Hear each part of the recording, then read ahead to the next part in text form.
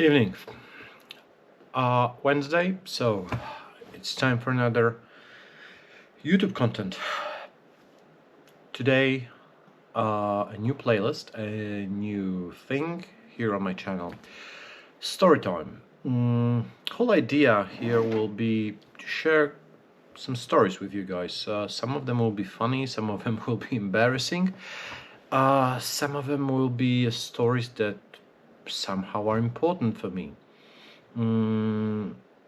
If there would be a specific kind, things that you would like to hear from me during those videos, let me know down in the comments.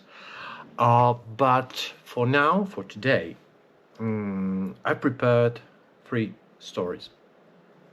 All of them will be about times a long time ago in a galaxy very far away, when I was right after the high school, first year of my university. I was studying paramedics. In Poland, you need to study. In order to be a paramedic, you need to get a bachelor degree and paramedic diploma, of course. That was the first thing that I've studied. I studied a few things after that, but paramedics at Krakow Medical Academy was the first. And today I would like to share 3 stories from that time. Hopefully that's gonna be entertaining for you. First story is about how to react and behave during the lectures. For some bizarre reason, during our first semester, our schedule was extremely uneven. One day we barely had any lessons. On the other day, we had way too much. I will remember that till the day I die, that Tuesday was absolutely horrible. We've been starting at 7 in the morning, and with like 5 to 15 minutes breaks between the lessons, it was going all the way to the evening. We're at 7 in the evening, so PM for those of you guys, you know, on the other side of the pond, where after those 12 hours of various lessons, classes, exercises and things, we've been starting our academy class, anatomy class. So it was like 2 hours, 2.5 hours lectures. The problem was that we barely heard what our teachers were telling us because we were exhausted. And during the winter time, when it's even harder for the students to pay attention, once there was like 30, maybe 40 of us in the big auditorium, because the class is not for us only. They were prepared for the medicine and nurses classes, which have much more students than paramedics. So this auditorium was able to hold, I think, around 200, maybe 250 people, and there was only 30 or 40 of us on the lesson. And our teacher, just because of that, could see every single one of us. There was no way to hide. And I fell asleep. I simply fell asleep during that lesson. Not only like, you know, a decent student would do, like, you know, with the hand under my face, you know, looking fairly okay. No, I was like hanging over the barriers which we had between the lines of chairs. So it was like, oh, like that. And I woke up not because somebody woke me. I just woke up and I'm scratching my eyes. It's like, oh my God, I fell asleep. And I hear a question from the professor. And I realize, oh my God, I know the answer. So I raise my hand. She shows that, okay, speak. I'm giving the answer, and I see on her face that something seriously wrong. It's like, am I wrong? Something? I gave the wrong answer?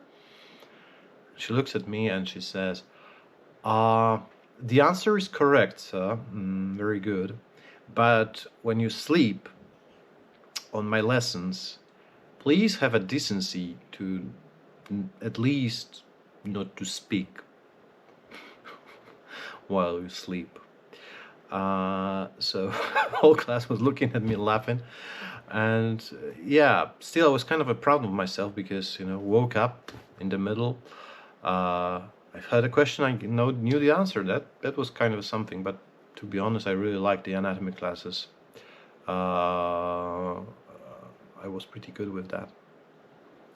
So that was the first story about how not to behave during the classes on medical academy.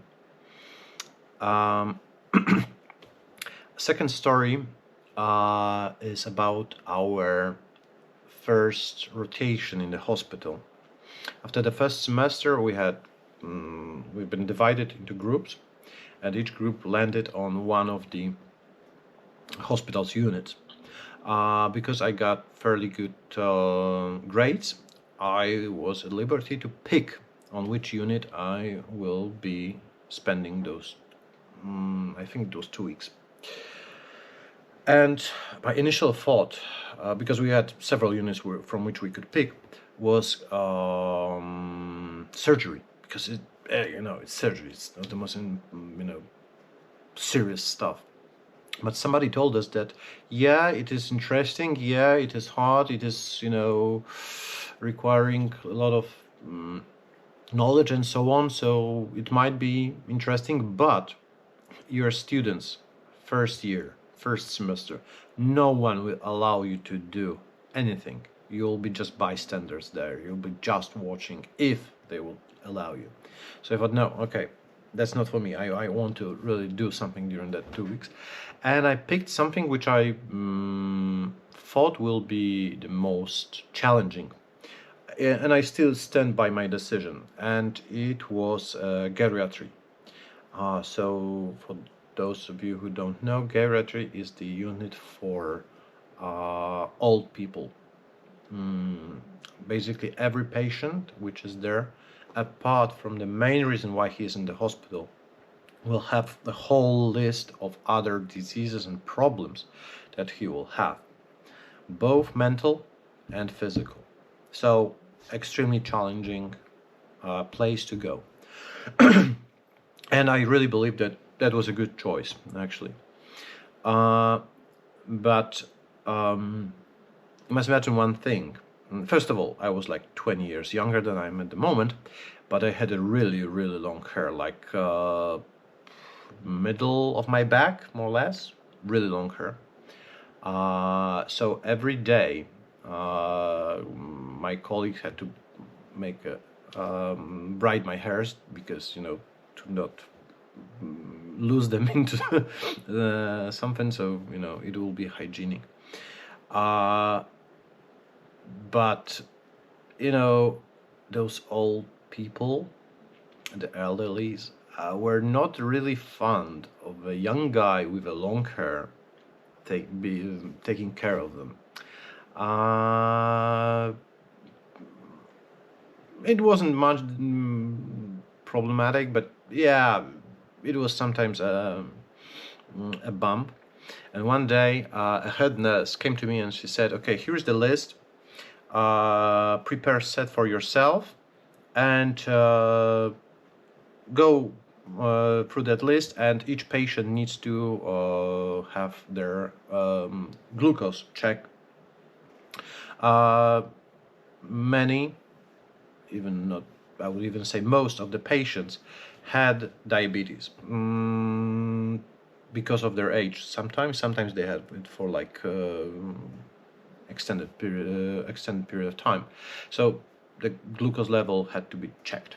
That's a very simple task. It's not like something, you know, challenging, but that was one of the things that we were doing there.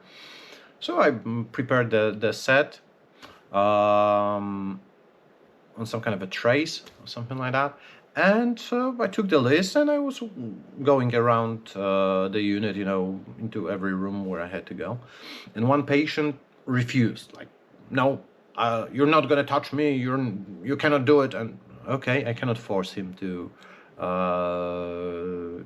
let me. So I finished my round. I came back. I gave the list to the head nurse, saying, you know, Nurse Dorothy, this is the list. This patient refused.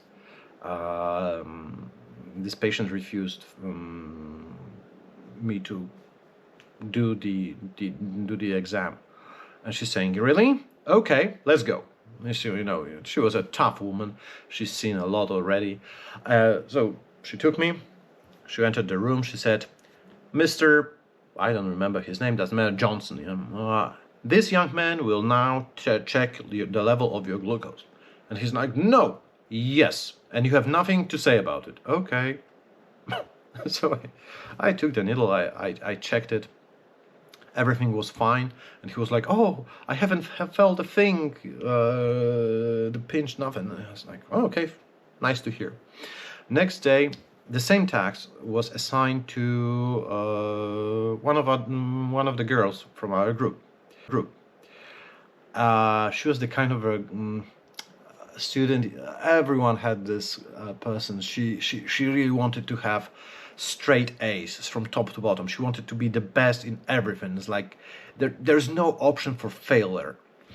And after several minutes, she's coming back to the nurse office crying, and we're asking, like, what's happening? Oh my God, no one else allows me to check the glucose level. It's like, what the hell is going on? Head nurse coming in and is like, what's happening today? Oh, no one is allowing Kathy to check it, to check the glucose level. How is it possible? What? And we are entering the first room, and there were two guys in the room, and they are both pointing at me, and it's like, he's doing that painless. Only he can do it now. We're like, really? Yesterday, one of the patients didn't allow me to touch him. Now they've been talking to each other, and they decided, like, I'm the only one, you know, worthy of the honor. And that nurse Dorothy was like, oh my God, people, okay. And I'm not gonna say that I did it all the time, but yeah, very often I was doing that from day on, because, you know, elderly patients are they require some extra care. So that's the second story. And the third story is about the exam. After the first year, the summer exam session, at some point I realized that I have passed all the exams so far, most of them with good grades. There is only one exam left, and it's called epidemiology. Initially, you would think, oh my God, that's so interesting, you know, epidemics, diseases, you know, Ebola, and so on. No. Sorry to say that, but it was annoying. For some reason, our epidemiology course was basically about medicine statistics. What kind of a factor increases the chance for spread of one or another disease, and so on, about air level, and so on and so on. Boring. The thousands upon thousands of tables which you had to memorize by heart. I have no idea why it was like that, but that's how it was.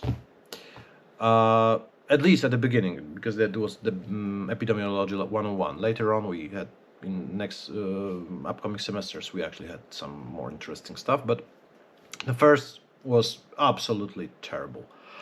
And I've set some point and said, no, I've passed all the exams.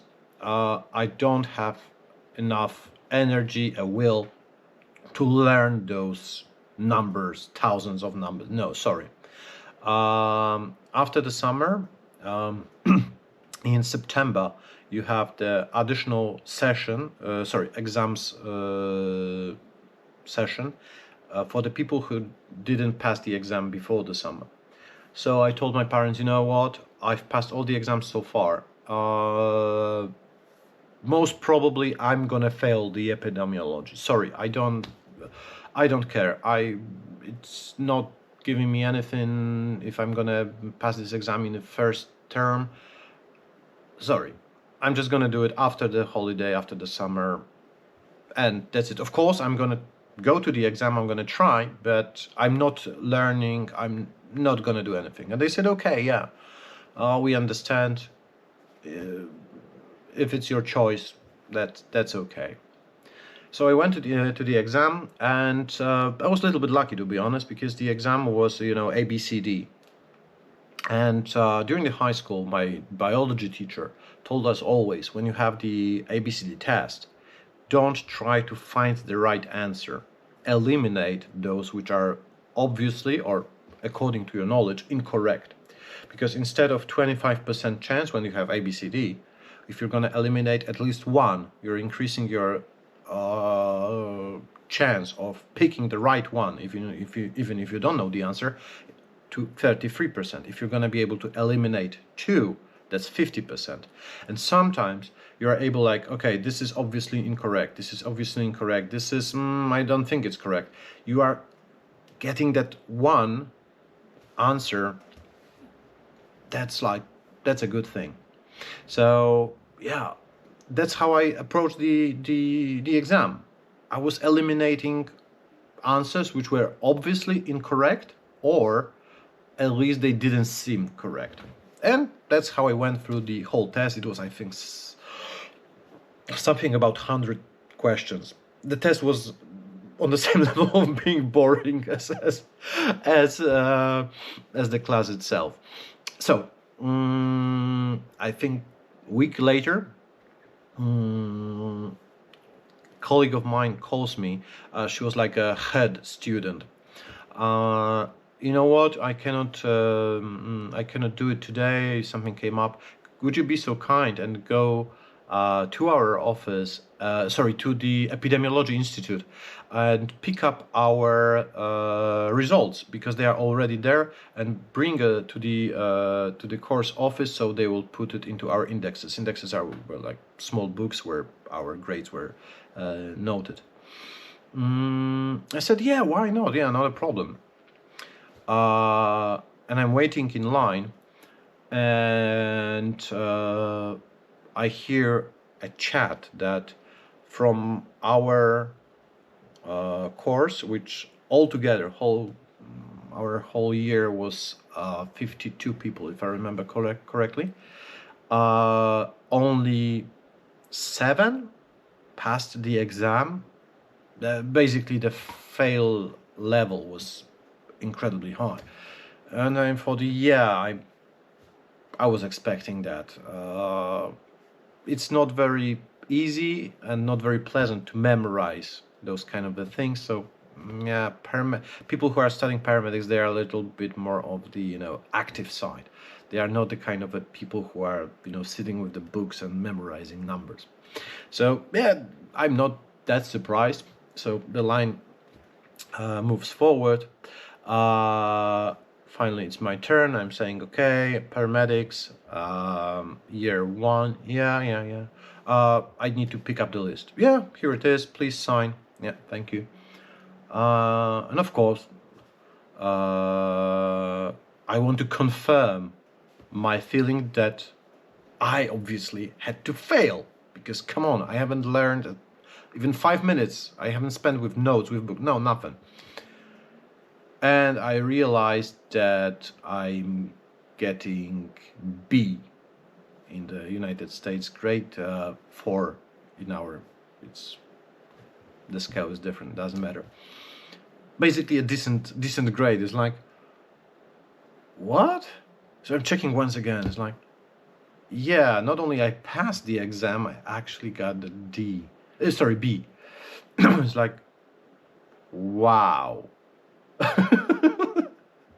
So yeah, sometimes you can, slip under the radar by picking the correct approach, not only by learning. Of course, not all the times. If that exam would be in the form, for example, of essay, I would give back the plain page probably, or something like that. But because it was ABCD, I was able to do it. And of course, keep your head cool and don't panic. And as I said, eliminate the wrong answers. Don't pick the right one.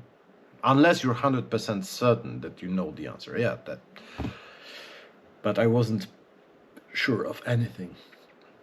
So, yeah, that's it for today. 3 stories from my side. That was the first episode of Storytime. And if you like it, leave the like under the video. If you would like to hear stories about some other topics, anything that pops into your mind, leave those in the comments down below. And for now, that's it. I wish you a pleasant evening. See you next time, and I catch you on the flip side. Bye.